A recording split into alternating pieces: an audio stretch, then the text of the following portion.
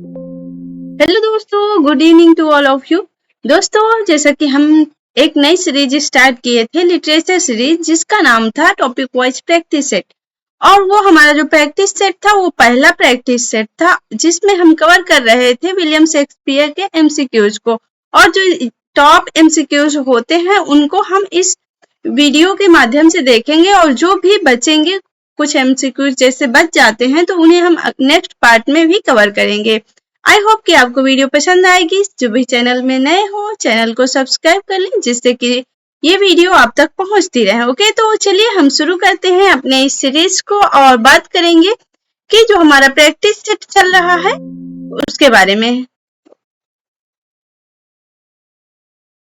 यहाँ पर अभी हम देखने वाले हैं क्वेश्चन जो हमारे हो गए थे, उसके बाद जितने भी बचे हुए क्वेश्चन थे उनको हम देखने वाले हैं। ओके, तो सबसे पहले हम अभी जो डिस्कस कर रहे हैं वो यूपी टीजीटी पीजीटी का टॉपिक वाइज प्रैक्टिस सेट है, और ये लिटरेचर पर बेस्ड है। मतलब कि हम लिटरेचर को अभी कवर कर रहे हैं, फिर धीरे धीरे हम ग्रामर और वोकैबुलरी पर भी काम करेंगे। जैसे कि वोकैब का जो सेशन है वो आपको प्रोवाइड किया जाता है, तो आप उसको भी देखिएगा।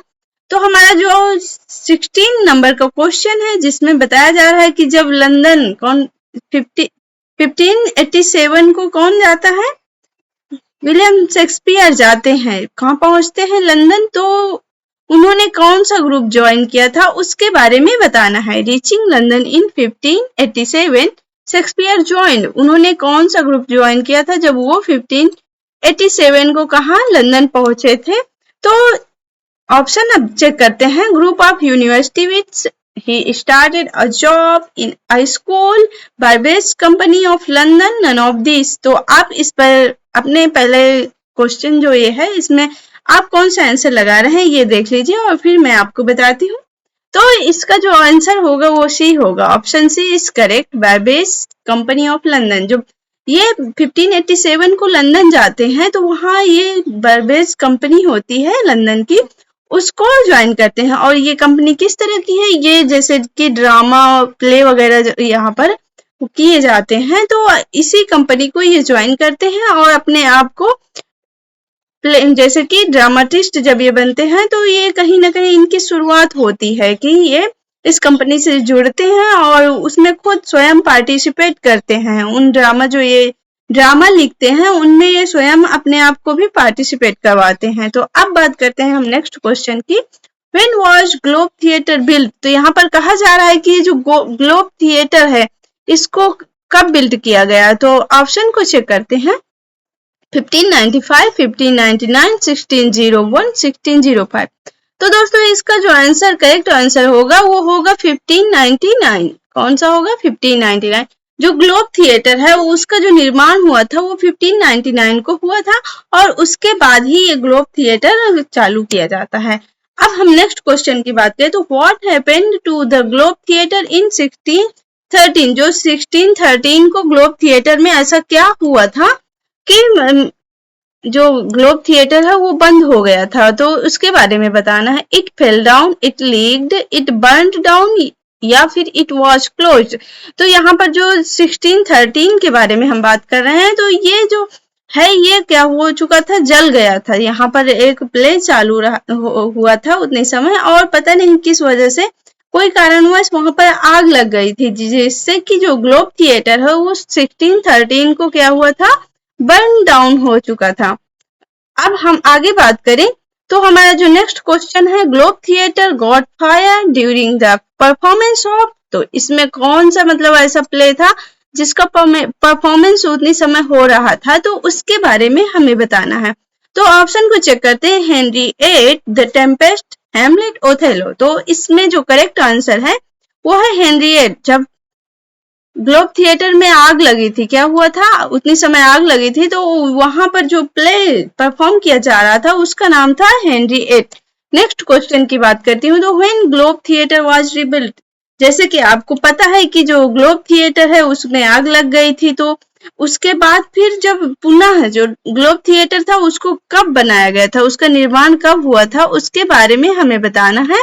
तो ऑप्शन को चेक करते हैं। 1613, 1614, 1615, 1616। तो यहाँ पर मैं आपको ऑप्शन के माध्यम से जो क्वेश्चन बहुत ज्यादा एग्जाम में पूछे जाते हैं उनको भी समझाने की कोशिश करूंगी। तो जैसे कि अभी हमने डिस्कस किया कि जो ग्लोब थिएटर है ये बना कब था, तो ये 1613 को बना था। और यदि बात करें कि ग्लोब थिएटर रिबिल्ड कब हुआ था, तो उसका जो ईयर था वो था 1614, मतलब कि 1614 को ग्लोब थिएटर का पुनः निर्माण करवाया गया। और यहाँ पर बात करें तो 1616 में तो विलियम शेक्सपियर की डेथ होती है 1616 में। नेक्स्ट क्वेश्चन की बात करूं तो हमारा जो अगला क्वेश्चन है वो 21 क्वेश्चन है। यहाँ पर देखते हैं when were the theatre closed in London, जब लंदन में मतलब थिएटर बंद हुए थे तो वो कब बंद हुए थे। एक ऐसा टाइम आया था जब पूरे लंदन में जितने भी थिएटर हैं उनको क्या कर दिया गया था, बंद करवा दिया गया था। तो उस समय को, उस टाइम पीरियड को बताना है। तो ऑप्शन को चेक करते हैं 1619, 1631, 1640, 1644, 42। तो इसमें से ऐसा कौन सा ऑप्शन है जो कि करेक्ट है। तो हमारा जो करेक्ट आंसर है वो है 1642, मतलब 1642 को जो लंदन के जितने भी थिएटर थे वो बंद करवा दिए गए थे।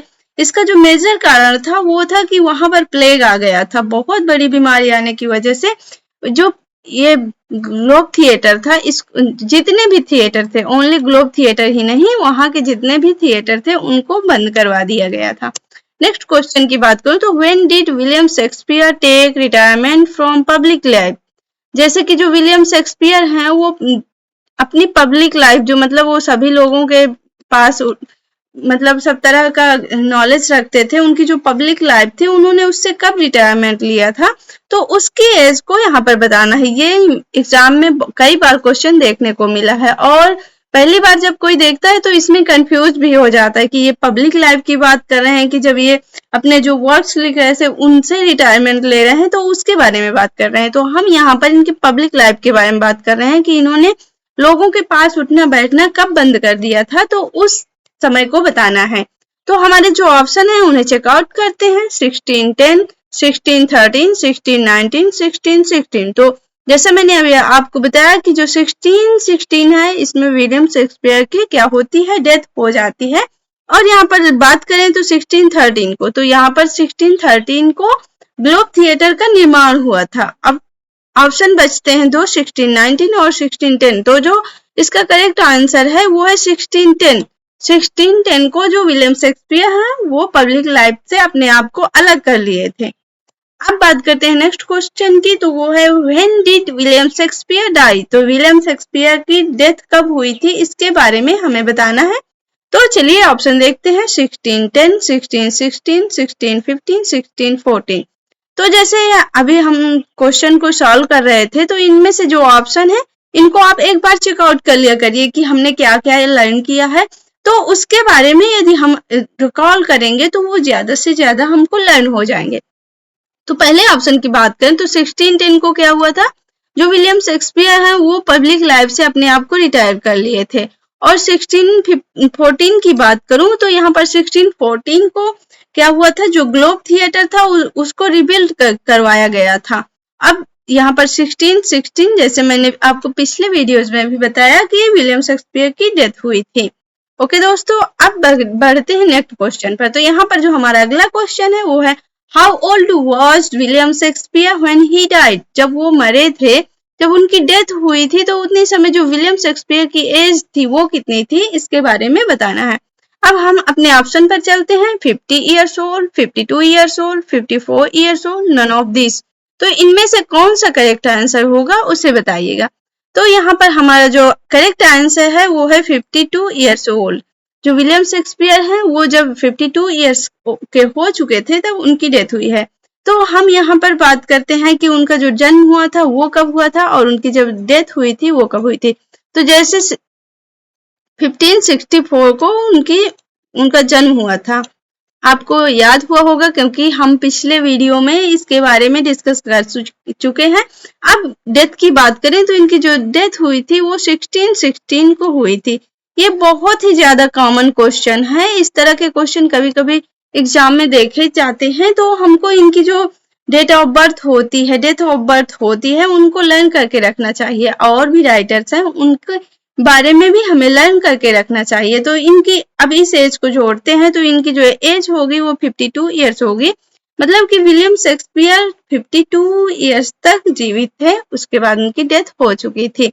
नेक्स्ट क्वेश्चन की बात करूं तो how many plays did Shakespeare right?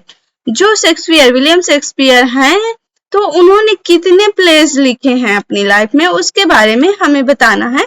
तो ऑप्शन को देखते हैं, 52 प्लेज, 32 प्लेज, 34 प्लेज, 37 प्लेज या फिर 30 प्लेज। इनमें से कौन सा करेक्ट आंसर है, इसके बारे में चर्चा करते हैं। तो हम यहाँ पर देखते हैं कि जो हमारा सी ऑप्शन है वो क्या है, करेक्ट है। 37 प्लेज जो विलियम शेक्सपियर हैं वो लिखते हैं। ये यूपी के अंदर माने हैं, मतलब कि जो यूपी के जो बोर्ड होते हैं वहां पर 37 प्लेज माने जाते हैं। लेकिन हम DSSB के बारे में बात करें तो वहां पर 38 प्लेज माने जाते हैं। एक दो प्लेज इनके ऐसे हैं जो नहीं जाने जाते हैं, मतलब उनके बारे में ज्यादा नॉलेज नहीं है, या तो फिर वो किसी के साथ कोलैब कर लिखे हैं तो उनको नहीं गिना जाता है। लेकिन इनके जो प्लेज हैं वो 38 हैं जो कि DSSB एग्जाम में माना जाता है। लेकिन हम यहाँ पर यदि यूपी की बात करें तो वहाँ 37 प्लेज ही माने जाते हैं। और ये क्वेश्चन भी रिपीटेड है, ये भी क्वेश्चन आया हुआ था जिसमें बहुत ज्यादा डाउट होता है कि इसको कौन सा ऑप्शन चूज करें, या फिर हम 37 लगाएं या फिर 38 लगाएं। तो यूपी के लिए तो यही रिकमेंड करूंगी कि आप 37 का ही ऑप्शन सेलेक्ट करेंगे, और यदि DSSB का एग्जाम दे रहे हैं तो आप वहां पर 38 का ऑप्शन सिलेक्ट करेंगे। ओके दोस्तों, तो आई होप कि आपको ये वीडियो अच्छी लगी होगी। थैंक यू फॉर वॉचिंग, और मुझे आशा है कि आपको ये वीडियो भी पसंद आएगी। यदि सेशन पसंद आए तो चैनल को सब्सक्राइब जरूर करें और शेयर भी करें। Thanks for watching. Thank you.